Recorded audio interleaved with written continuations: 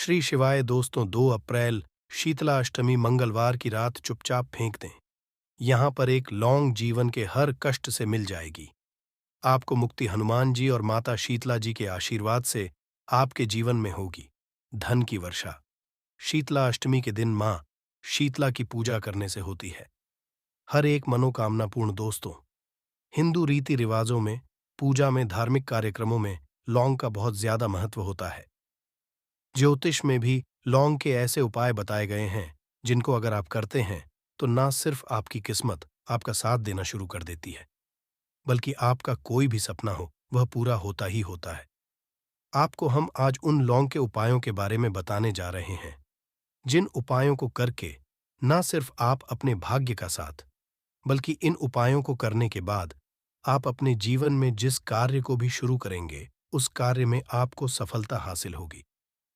दोस्तों, आपने देखा कि आप किसी ज्योतिष के पास जाते हैं, तांत्रिक के पास जाते हैं, पंडित के पास जाते हैं और अपनी परेशानी बताते हैं, तो वो आपको ऐसे उपाय बताते हैं जो बहुत ज्यादा खर्चीले होते हैं और बहुत ज्यादा कठिन होते हैं, जिसमें आपका बहुत समय भी व्यर्थ होता है। परंतु आज अगर आप हमारे इस वीडियो को लास्ट तक, अंत तक देखते हैं और लौंग के उन उपायों को समझ लेते हैं जो आपको हम बताने आ रहे हैं, तो दोस्तों, यकीन आपके जीवन की आधे से ज्यादा परेशानी सिर्फ एक लौंग से ही हो सकती है। कोई भी पूजा पाठ हो, उसमें लौंग का उपाय जरूर ही होता है। परंतु क्या आप जानते हैं कि वास्तव में लौंग एक बहुत ज्यादा शक्तिशाली औषधि है, जिसे देवी देवताओं की पूजा में अगर इस्तेमाल ना किया जाए तो कई पूजा पाठ संपन्न नहीं मानी जाती है। माना जाता है कि हनुमान जी की जो पूजा होती है उसमें लौंग का उपयोग ना किया जाए तो हनुमान जी पूजा संपन्न मानी ही नहीं जाती है। हमारे हिंदू धर्म में लौंग का उपाय का एक खास महत्व बताया गया है। लौंग जहां पर हमारे लिए बहुत ज्यादा फायदेमंद होती है, दूसरी तरफ बताया गया है कि मैं लौंग का उपाय किया जाए तो हमारी पूजा भी सिद्ध हो जाती है। इसीलिए ज्योतिष शास्त्र में, तंत्र शास्त्र में लौंग को उत्तम स्थान पर रखा गया है। टोना टोटका ये जो होता है, इसमें भी लौंग का उपयोग ही किया जाता है ताकि पूजा सिद्ध दो हो सके। आज इस वीडियो में हम आपको उन उपायों के बारे में बताने जा रहे हैं जिन उपायों को करके न सिर्फ आप अपने जीवन के हर तरह की परेशानियों से मुक्ति पा सकते हैं, बल्कि लौंग का एक सरल सा उपाय करने के बाद आपके जीवन में आप खुद देखेंगे कैसे आपको सुख, समृद्धि, धन, दौलत, ऐश्वर्य की हासिली होगी। दोस्तों, हिंदू धर्म में लौंग का इस्तेमाल आज से नहीं बल्कि सदियों से चला आ रहा है। लौंग को न सिर्फ स्वास्थ्य की दृष्टि से बहुत अच्छा माना गया है, बल्कि तंत्र शास्त्र की दृष्टि से भी बहुत ही ज्यादा उपयोगी माना गया है। कहा जाता है कि लौंग का उपाय अगर हनुमान जी के सामने किया जाए तो हनुमान जी का तुरंत ही हमको आशीर्वाद और वरदान मिल जाता है। जैसा हम आपको वीडियो की शुरुआत में ही बता चुके हैं कि हनुमान जी की पूजा में अगर लौंग का उपयोग ना किया जाए तो उनकी पूजा संपन्न नहीं मानी जाती है। आज इस वीडियो में हम आपको वो जानकारियां देने जा रहे हैं जो लौंग से आप करनी है। लौंग के उपाय करके आप अपने जीवन में खुद देखेंगे कि कैसे एक चमत्कारी और सकारात्मक बदलाव आएगा। आपके जीवन कैसी भी परेशानी से जूझ रहे हो, जैसे मान लीजिए आप नौकरी की तैयारी कर कर के थक चुके थे, आपकी नौकरी नहीं लग रही थी, किसी बीमारी ने आपको जकड़ लिया था, बीमारी ठीक नहीं हो रही थी, आपके घर की बरकत रुक गई है, उन्नति रुक गई है, आपके जीवन में धन नहीं आ रहा है, आप पैसों की तंगी की ऐसे बहुत परेशान हैं, आप कैसी भी परेशानी में पड़े हो दोस्तों, बस इस वीडियो को बिना भगाए लास्ट तक, अंत तक देख लीजिए। इस वीडियो को देखने के बाद आपको खुद पता चलेगा कि लौंग का उपाय करके कैसे आप अपने जीवन की हर मनोकामना, जैसे मान लीजिए आप नौकरी चाहते थे, आपकी नौकरी लग जाएगी, आपका बंद पड़ा व्यापार चल पड़ेगा, किसी संपत्ति को आप खरीदना चाहते हैं तो वो संपत्ति हो जाएगी, बीमारी से आपको मुक्ति मिल और आप अपने जीवन में खुद देखेंगे कि लौंग का उपाय करके आपको हनुमान जी का वो वरदान मिलेगा जिसके बाद आपके जीवन में धन चारों दिशाओं से खींचा हुआ चला आएगा। इसीलिए अगर आप भी चाहते हैं कि हनुमान जी का आशीर्वाद आप पे और आपके परिवार पर सदैव बना रहे, हनुमान जी के आशीर्वाद से आप अपने जीवन में बहुत ही उन्नति करें, बहुत ही आगे जाएं, कभी भी आपको किसी भी चीज की कमी ना हो, तो दोस्तों, पूरी सच्ची श्रद्धा, पूरे विश्वास के साथ पहले तो आप इस वीडियो को लाइक कर दीजिए। और अगर आप भी चाहते हैं कि हनुमान जी आपके घर पर वास करने आए हैं, तो कमेंट बॉक्स में तुरंत लिख दीजिए, हनुमान जी की। देखिए दोस्तों, इस वीडियो को बिना भगाए लास्ट तक, अंत तक देखिएगा। अब जितने भी हम आपको उपाय बताने वाले हैं, इन उपायों को किस महारथ पर करना है, इस चीज को आप लोग समझ लीजिएगा, ताकि उपाय करें आप तो उसका लाभ आपको ही मिले। और दोस्तों, एक बात का ध्यान रखिएगा, हम जब भी उपाय करते हैं, लॉन्ग है, हमें नियमों का पालन करना चाहिए। नियमों का पालन किए बिना कोई भी उपाय करेंगे, आप तो उसका लाभ आपको नहीं मिलेगा। तो कौन सा उपाय किस दिन करना है, ये बात आप लोग जरा समझ लीजिएगा। और अभी तक आपने वीडियो को लाइक नहीं किया है, वीडियो को लाइक कर दीजिएगा। सबसे पहला उपाय है धन हासिली महाउपाय। देखिए दोस्तों, अगर आपके जीवन धन आना बंद हो गया है, धन आ ही नहीं रहा है, और आप इस चीज को लेकर के बड़ा ही परेशान हैं, आप चाहते हैं कि आपके जीवन में धन भी आए, जो धन आए वो रुके भी और रुके भी और टिके भी और उसमें वृद्धि भी हो, तो आपको क्या करना होगा? एक बड़ा सरल सा उपाय हम आपको बताने जा रहे हैं। ये उपाय आपको लगातार 5 मंगलवार करना है। 5 मंगलवार के बाद आपको हनुमान का वरदान मिलेगा ही मिलेगा, क्योंकि आज का उपाय नहीं, बल्कि काल के समय का महा उपाय है। आपको बस एक काम करना है कि एक डिब्बी लेनी है, कांच के लिए लीजिए, प्लास्टिक के लिए लीजिए, उसको से भर दीजिए। छोटी सी डिब्बी लीजिएगा, ज्यादा बड़ी ना लीजिएगा। मंगलवार के दिन हनुमान जी का दिन होता है। अब आपको मंगलवार की शाम को हनुमान जी के सामने बैठना है, जो आपके घर पर पूजा करें, जहां पर हनुमान जी की फोटो लगी है, मूर्ति लगी हुई है, वहां पर आपको बैठना है। सूर्यास्त बाद नहाने धोने के बाद बैठिए। एक पूर्व दिशा में पहले घी का दीपक जला दीजिए। अब एक लाल कपड़ा रखिए। लाल कपड़े के ऊपर आप लोगों को एक डिब्बी रखनी है, शीशे की, प्लास्टिक की, जैसी आपकी इच्छा हो, जिस पे आधा नमक भरा हो। अब आप लोगों को हनुमान जी का बीज मंत्र बोलना है। वो इस तरह से है, AUM रिपीट करते रहना। दोस्तों, इस बीज मंत्र का जाप कम से कम 1001 बार कीजिएगा। अब आपको क्या करना है, इसी डिब्बे में लौंग डाल देनी है। 2 लौंग डालने के बाद इसको लाल कपड़े में बांध लेना है और अपने तिजोरी में, अलमारी में, जहां से भी पैसे का लेन देन करते हैं, रख देना है। अगले मंगलवार को फिर से उस डिब्बी को निकाल के लाइए, 2 लौंग मंत्र पढ़ने के बाद डाल दीजिए। 5 मंगलवार के बाद उस डिब्बे में 10 लौंग हो जाएंगी और इस डिब्बी को अपने अलमारी में, तिजोरी में रखे रहने दीजिएगा, जहां से आप लोग पैसे का लेन देन करते हैं। ये उपाय जो आप करेंगे, इस उपाय को करने के बाद आप खुद देखेंगे कि आपके में आर्थिक कष्टों से तो आपको मुक्ति मिलेगी ही मिलेगी। आपके जीवन में जो पैसा आना बंद हो गया था, पैसा आना भी शुरू हो जाएगा। जो पैसा आएगा उसमें बहुत तेजी से वृद्धि भी होगी, और आपके जीवन में पैसे की फिर आपको कमी नहीं होगी, क्योंकि ये उपाय एक ऐसा उपाय जिससे साक्षात आपको हनुमान जी का वरदान मिलेगा। तो दोस्तों, दूसरा उपाय आपको बताने आ रहे हैं, वो है घर की बरकत का महाउपाय। अगर आपके घर में रोज लड़ाई झगड़ा गृह क्लेश हो रहा है, आप देख रहे हैं कि आपके घर के लोग एक दूसरे को देखना पसंद नहीं करते हैं, तो आपको क्या करना चाहिए? एक उपाय जो हम आपको बताने रहे हैं, बहुत ध्यान से सुनिएगा। एक पीतल की कटोरी ले लीजिए। पीतल लाइक कर दीजिएगा। सबसे पहला उपाय है धन हासिली महाउपाय।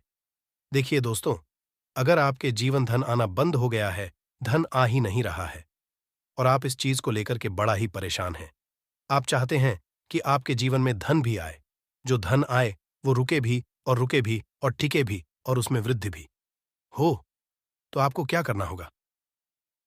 एक बड़ा सरल सा उपाय हम आपको बताने जा रहे हैं। ये उपाय आपको लगातार 5 मंगलवार करना है। 5 मंगलवार के बाद आपको हनुमान का वरदान मिलेगा ही मिलेगा, क्योंकि आज का उपाय नहीं, बल्कि काल के समय का महाउपाय है। आपको बस एक काम करना है कि एक डिब्बी लेनी है, कांच के लिए लीजिए, प्लास्टिक के लिए लीजिए, उसको से भर दीजिए। छोटी सी डिब्बी लीजिएगा, ज्यादा बड़ी ना लीजिएगा। मंगलवार के दिन हनुमान जी का दिन होता है। अब आपको मंगलवार की शाम को हनुमान जी के सामने बैठना है, जो आपके घर पर पूजा करें, जहां पर हनुमान जी की फोटो लगी है, मूर्ति लगी हुई है, वहां पर आपको बैठना है। सूर्यास्त बाद नहाने धोने के बाद बैठिए एक पूर्व दिशा में। पहले घी का दीपक जला दीजिए। अब एक लाल कपड़ा रखिए। लाल कपड़े के ऊपर आप लोगों को एक डिब्बी रखनी है, शीशे की, प्लास्टिक की, जैसी आपकी इच्छा हो, जिस पे आधा नमक भरा हो। अब आप लोगों को हनुमान जी का बीज मंत्र बोलना है। वो इस तरह से है, AUM रिपीट करते रहना दोस्तों। इस बीज मंत्र का जाप कम से कम 1001 बार कीजिएगा। अब आपको क्या करना है, इसी डिब्बे में लौंग डाल देनी है। 2 लौंग डालने के बाद इसको लाल कपड़े में बांध लेना है और अपने तिजोरी में, अलमारी में, जहां से भी पैसे का लेन देन करते हैं, रख देना है। अगले मंगलवार को फिर से उस डिब्बी को निकाल के लाइए, 2 लौंग मंत्र पढ़ने के बाद डाल दीजिए। 5 मंगलवार के बाद उस डिब्बे में 10 लौंग हो जाएंगी और इस डिब्बी को अपने अलमारी में, तिजोरी में रखे रहने दीजिएगा, जहां से आप लोग पैसे का लेन देन करते हैं। ये उपाय जो आप करेंगे, इस उपाय को करने के बाद आप खुद देखेंगे कि आपके में आर्थिक कष्टों से तो आपको मुक्ति मिलेगी ही मिलेगी। आपके जीवन में जो पैसा आना बंद हो गया था, पैसा आना भी शुरू हो जाएगा। जो पैसा आएगा, उसमें बहुत तेजी से वृद्धि भी होगी और आपके जीवन में पैसे की फिर आपको कमी नहीं होगी, क्योंकि ये उपाय एक ऐसा उपाय जिससे साक्षात आपको हनुमान जी का वरदान मिलेगा। तो दोस्तों, दूसरा उपाय आपको बताने आ रहे हैं, वो है घर की बरकत का महा उपाय। अगर आपके घर में रोज लड़ाई झगड़ा गृह क्लेश हो रहा है, आप देख रहे हैं कि आपके घर के लोग एक दूसरे को देखना पसंद नहीं करते हैं, तो आपको क्या करना चाहिए? एक उपाय जो हम आपको बताने रहे हैं, बहुत ध्यान से सुनिएगा। एक पीतल की कटोरी ले लीजिए, पीतल का पात्र ले लीजिए। अगर आपके पास ये दोनों नहीं है, तो कोई मिट्टी का ले लीजिए। मिट्टी का कुछ भी ऐसा ले जिस पे आप लोग 5 लौंग, 3 कपूर और 2 इलायची जला सके। आपको यह उपाय करना है। शनिवार की शाम को, शनिवार की सूर्यास्त के बाद आपको 5 लौंग, 3 कपूर और 2 इलायची जलाना है और इसका धुआं पूरे घर में दिखाना है। अब यह राख बच जाएगी इन तीनों चीज की। इस राख को किसी भी डिब्बे में भर लीजिए और आप लोग 1 हफ्ता, मतलब लगातार 7 दिन, सुबह नहाने धोने के बाद पूरे घर की झाड़ू इस डिब्बे से थोड़ी सी राख निकालिए, अपने घर के मुख्य रखिए और घर के मुख्य द्वार पर पानी मार दीजिए। अगर ये उपाय आप लोगों ने 7 दिन लगातार कर लिया, तो आपके घर पर जो भी नकारात्मक शक्ति थी, बुरी शक्ति थी, ऐसी कोई शक्ति ने आपके घर पर वास कर रही थी, जिसके वजह आपके घर का माहौल खराब हो रहा था, आपके घर की बरकत रुक गई थी, उन्नति रुक गई थी, दोस्तों, वो आपके घर की बरकत भी होगी, उन्नति भी, और इस राग की वजह से आपके घर पर पैसा भी आना शुरू हो जाएगा। आप खुद इस उपाय को करके देखिए, आपको खुद इसका प्रभाव देखने को मिलेगा। तीसरा उपाय है दोस्तों, बंद पड़े व्यापार को चलाने का महा उपाय। अगर आपका व्यापार पहले चल रहा था, फिर व्यापार आपका ठप पड़ गया और आप चाहते हैं कि चल जाए, तो ये महा उपाय कीजिए जो आपको हम बताने आ रहे हैं। देखिए, मंगलवार का दिन हनुमान जी महाराज का दिन होता आपको किसी भी लाल कपड़े में लेना है। 11 लौंग और 5 गोमती चक्र, बहुत ध्यान से सुनिएगा दोस्तों। 11 लौंग और 5 गोमती चक्र, 5 गोमती चक्र किसी भी आपको पूजा घर पर मिल जाएगा। इसको लाल कपड़े में पोटली बना लीजिए। पोटली बनाते वक्त मौली धागे का इस्तेमाल कीजिएगा। हनुमान जी के मंदिर आपको सुबह से शाम किसी भी समय जाना है। जाने के बाद हनुमान जी के सामने आपको एक चमेली के तेल का दीपक जलाना है और इसी पोटली को हनुमान के दाएं चरण से छुआ करके आप अपने व्यापार स्थान के धन स्थान पर रख देना है, जहां से आप पैसे का लेन देन करते हैं। बस इतना आपको करना है और आप खुद देखेंगे कि इतना करने के बाद आपके जीवन में जो दोष लग गए थे, जो परेशानी आ रही थी, जिसके हिसाब का व्यापार ठप पड़ गया था, वो परेशानी, वो दोष खत्म हो जाएंगे, या उपाय करने के बाद आपका व्यापार वापस से दौड़ पड़ेगा, चल पड़ेगा। अब जो आपको हम बताने आ रहे हैं दोस्तों, वो है शुक्र ग्रह को मजबूत बनाने का महाउपाय। दोस्तों, जिस मानव का शुक्र ग्रह मजबूत होता है, उस मानव का मान के चलिए कोई कुछ नहीं बिगाड़ पाता है। उस मानव के जीवन में धन दिशाओं से खींचा हुआ चला आता है और शुक्र ग्रह को मजबूत बनाने के लिए आपको लौंग का ही उपाय करना होता है। ये हमारे धर्मशास्त्र में लिखा हुआ है। तो शुक्र ग्रह को मजबूत बनाने के लिए आप क्या कर सकते हैं? मंगलवार के दिन हनुमान जी का दिन होता है और शुक्र ग्रह का जो नियंत्रण होता है, वो हनुमान जी के हाथ में होता है। आप चाहते हैं कि हनुमान जी के आशीर्वाद से आपका शुक्र ग्रह मजबूत हो जाए, तो आपको क्या करना है? देखिए, मंगलवार के दिन सूर्यास्त से पहले आप लोगों को नहाना है, धोना है। नहाने धोने के बाद किसी भी पीपल पेड़ पे चले जाइए और पीपल पेड़ को एक लोटा जल अर्पित करने के बाद उस तरफ एक तरफ आपको बाईं तरफ एक लौंग बहा। सिर्फ इतना करना है कि अपनी बाईं तरफ एक लोन बढ़ा दीजिए और उस पीपल पेड़ की 3 परिक्रमा करके घर वापस आ जाइए। ये उपाय आपको लगातार 5 मंगलवार करना है। 5 मंगलवार ये उपाय अगर आप कर लेते हैं तो मान लीजिए जो आपका शुक्र ग्रह बहुत ही कमजोर हो गया था वह शुक्र ग्रह मजबूत हो जाएगा और हनुमान जी के आशीर्वाद से आपके जीवन में धन संबंधित सारी परेशानियां भी खत्म जाएंगी और धन चारों दिशाओं से खींचा हुआ चला आएगा। घड़ी को भूल कर भी इस दिशा में ना लगाएं, इससे फैलती है घर में नकारात्मकता। इसी के साथ हम जानेंगे दोस्तों, क्या आपको कैलेंडर कहाँ पर नहीं लगाना है, क्या गलती आपको नहीं करनी है, और साथ ही मैं आपको बताऊंगी कि अगर आपके घर में वास्तु दोष है तो कैसे आप जान सकते हैं और क्या उपाय कर सकते हैं जिससे कि वास्तु दोष दूर हो और आपके जीवन से परेशानियां खत्म हो। तो पूरी जानकारी के लिए इस वीडियो को अंत तक जरूर देखिएगा दोस्तों। अब जानते हैं गुरु जी से कि वो क्या कहते हैं। दोस्तों, हम सभी के घर में घड़ी का उपाय किया जाता है। घड़ी जो बीते समय और आने वाले समय के बारे में हमें सूचित करती है। अगर हमारे जीवन पर सबसे ज्यादा किसी का असर पड़ता है तो वह है समय। हर किसी समय एक जैसा नहीं होता। अच्छे और बुरे समय सभी के जीवन में आते रहते हैं। इस समय चक्र का चलना कायम ही रहता है। समय किसी के लिए नहीं रुकता। लेकिन अगर हम आपसे कहें कि आप अपने समय को अच्छा बनाने के लिए कुछ उपाय कर सकते हैं, जी हाँ, हम बात कर रही है घर में लगी घड़ी की जिसे हम रोज निहारते हैं। पर कभी ये नहीं सोचा होगा कि ये घड़ी हमारा समय बदलने में और अच्छा समय लाने में मदद कर सकती है। दोस्तों, हम बार जीवन में छोटी छोटी चीजों को नजरअंदाज कर देते हैं, लेकिन वहीं कुछ चीजें हमारे भाग्य पर अच्छा बुरा असर डालती हैं। घड़ी की ही तरह घर में और भी कुछ चीजें हैं जो आपके वास्तु दोष का कारण बनती है और आपकी परेशानी की वजह बनती है। तो आइए पहले जान लें, क्या आपको अपने घर में वास्तु दोष के बारे में कैसे पता लगता है और किस तरह से आप बड़ी ही आसानी से इसे कर सकते हैं। दोस्तों, वास्तुशास्त्र के अनुसार किसी भी घर में वास्तु दोष होने से सुख, शांति और पारिवारिक उन्नति में बाधा पैदा होती है। वास्तु दोष के कारण पनपने वाली नकारात्मक ऊर्जा से व्यक्ति के भाग्य पर बुरा असर पड़ता है।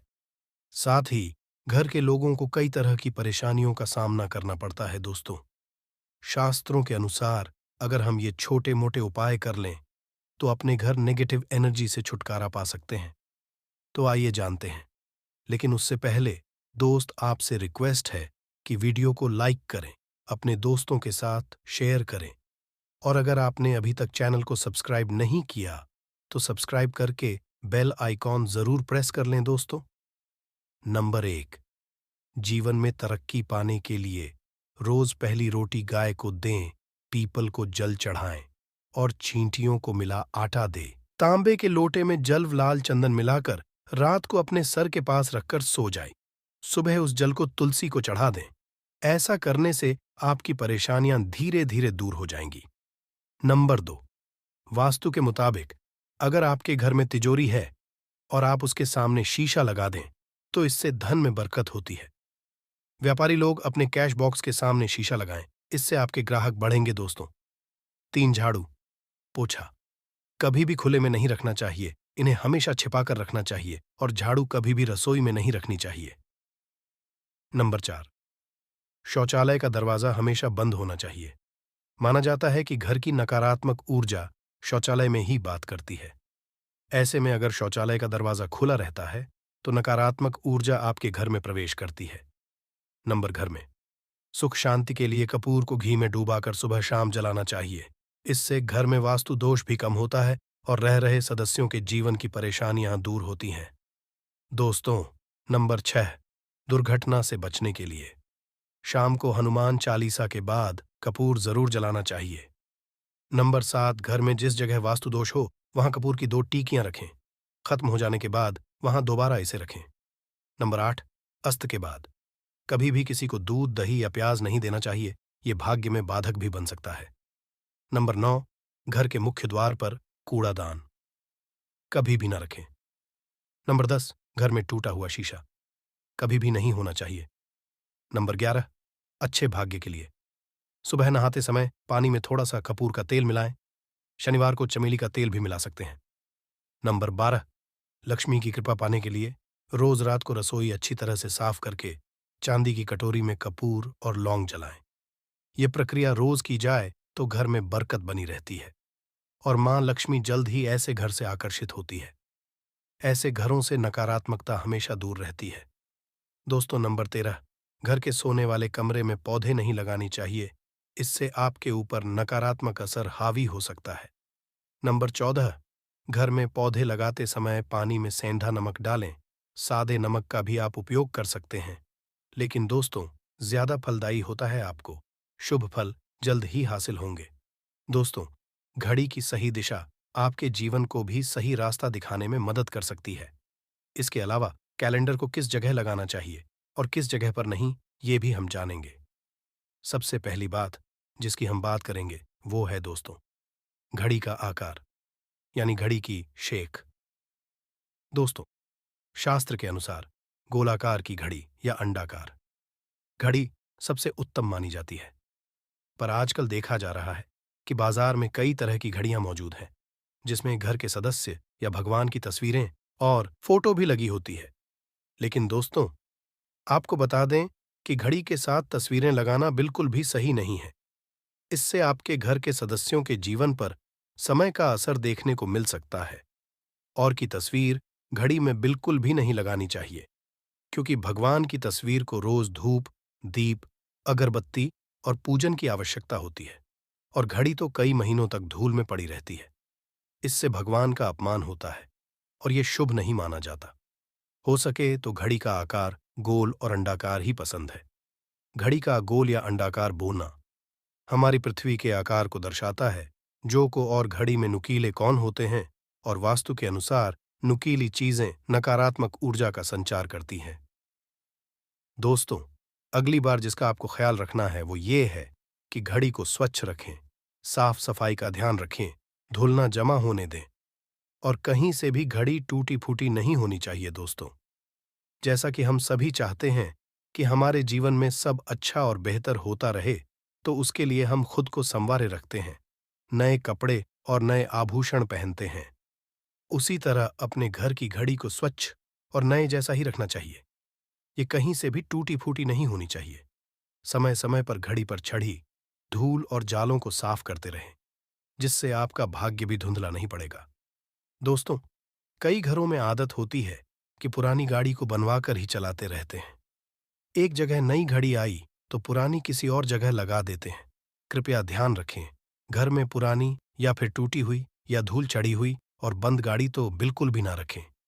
क्यों? इससे घर में नकारात्मकता और दरिद्रता का वास होने लगता है। बंद पड़ी घड़ी को घर में रखने से व्यक्ति के जीवन में नए अवसर नहीं आते और वो अपने कार्य में सफलता हासिल नहीं कर पाता। अगली बार जिसका आपको ध्यान रखना है वो है घड़ी की सही दिशा। घड़ी को कभी भी दक्षिण दिशा में नहीं लगाना चाहिए। दक्षिण दिशा यमलोक की दिशा मानी जाती है। काल का अंतिम चक्र यहीं से शुरू होता है। इसीलिए वास्तुशास्त्र में इस दिशा को घड़ी के लिए अशुभ माना गया है।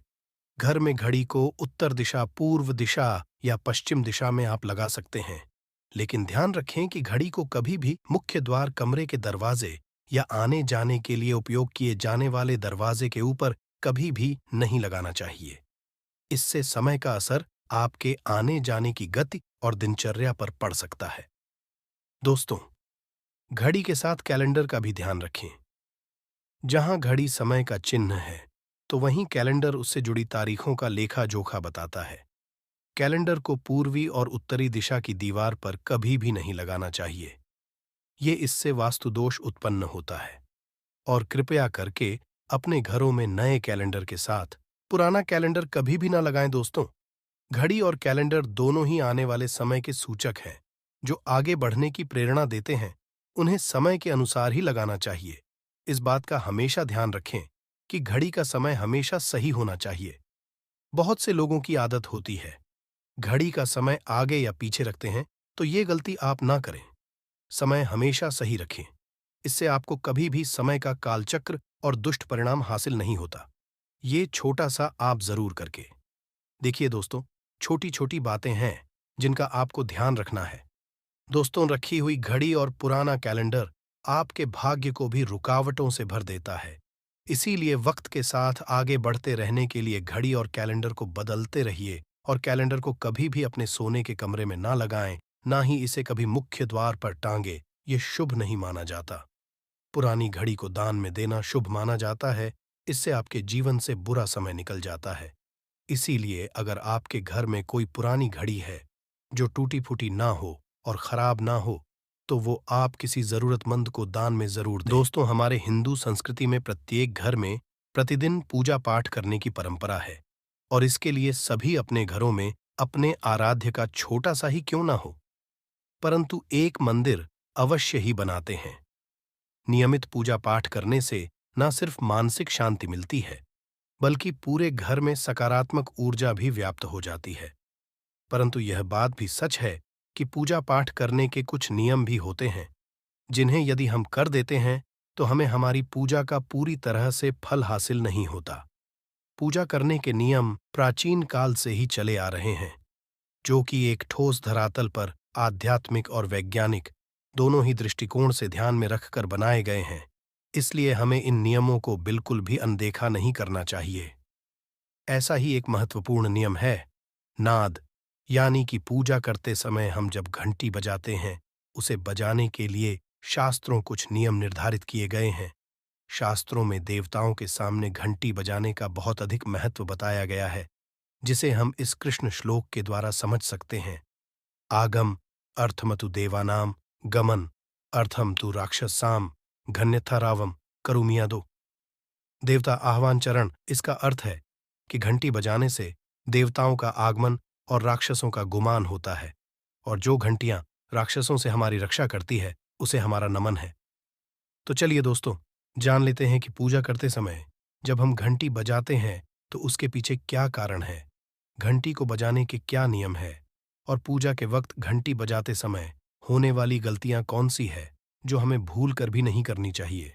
दोस्तों, क्या आपने कभी अपने घर के मंदिर में रखी हुई घंटी को ध्यान से देखा है? अगर आप ध्यान से देखेंगे तो आपको घंटी के ऊपरी हिस्से पर, यानी जहां से हम इसे पकड़ते हैं, उस पर गरुड़ बना हुआ देता है। अंततः घर पर जो हम घंटी इस्तेमाल करते हैं उसे गरुड़ घंटी कहा जाता है। पूजा करते समय गरुड़ घंटी का उपयोग भगवान को आमंत्रित करने, अर्थात भगवान का आवाहन करने के लिए किया जाता है, जिससे एक सुंदर ध्वनि से भगवान का आवाहन करने का आभास होता है। जब हम विधि विधान से पूजा करते हैं तो उसमें घंटी का उपयोग अवश्य रूप से करते हैं। पूजा संपन्न होने पर आरती करते विशेष रूप से नाद होना चाहिए, नहीं तो हमारी पूजा आदि अधूरी मानी जाती है। परंतु हम में से अधिकांश लोग इसे मात्र एक सामान्य प्रक्रिया मानते हैं और पूजा करते समय घंटी बजाना भूल जाते हैं। तो आइए जानते हैं उन नियमों के बारे में। मतलब आज की वीडियो पूरी तरह से आपके प्रश्नों पर आधारित है, जिनका उत्तर मैं आपको शास्त्रों के अनुसार देने का पूरा प्रयास करूंगा। तो वीडियो को पूरा जरूर देखें, और अगर आपको आज की वीडियो अच्छी लगे तो इसे लाइक जरूर कीजिए। जय मां लक्ष्मी आपके इस वीडियो को जो भी लाइक और चैनल को सब्सक्राइब करें, उसके जीवन में कभी भी धन की कमी ना होने देना। दोस्तों, हमारे प्राचीन शास्त्र की मान्यता है कि सृष्टि के निर्माण के समय सबसे पहले जो बड़ी सी ध्वनि निकली थी वह घंटी की आवाज के समान सुनाई दी थी। घंटी की ध्वनि में ओमकार नाथ का भी आभास होता है, इसलिए घंटी को ईश्वर की आवाज मानते हुए पूजा में स्थान मिला है। इसलिए घंटी का कभी भी अपमान न करें, और जिस तरह से देवी देवता की पूजा की जाती है वैसे ही घंटे की भी पूजा करनी चाहिए। दूसरी बात, घंटी को प्रणाम करके ही उसे बजाना चाहिए। बिना प्रणाम किए घंटी बजाना अच्छा नहीं समझा जाता। दोस्तों, आपने अक्सर यह महसूस किया होगा कि पूजा करते समय जैसे ही घंटी बजाई जाती है तो पूरे घर के साथ साथ संपूर्ण वातावरण शुद्ध और पवित्र सा हो जाता है, और चारों ओर सकारात्मकता फैल जाती है। परंतु यदि हम नियमों को नजरअंदाज कर देते हैं तो हमें इसका संपूर्ण फल नहीं मिल पाता है। दोस्तों, अधिकतर लोग पूजा संपन्न होने पर सिर्फ आरती के समय ही घंटी बजाते हैं, परंतु यह भी ध्यान रखें कि भगवान को जल अर्पण करते समय, धूप दीप लगाते समय नैवेद्य अर्पण करते समय नाद करना चाहिए। ऐसा करने से हमारी पूजा संपन्न मानी जाती है। दोस्तों, घंटी बजाते समय भगवान का नाम अथवा आरती अवश्य बोलनी चाहिए।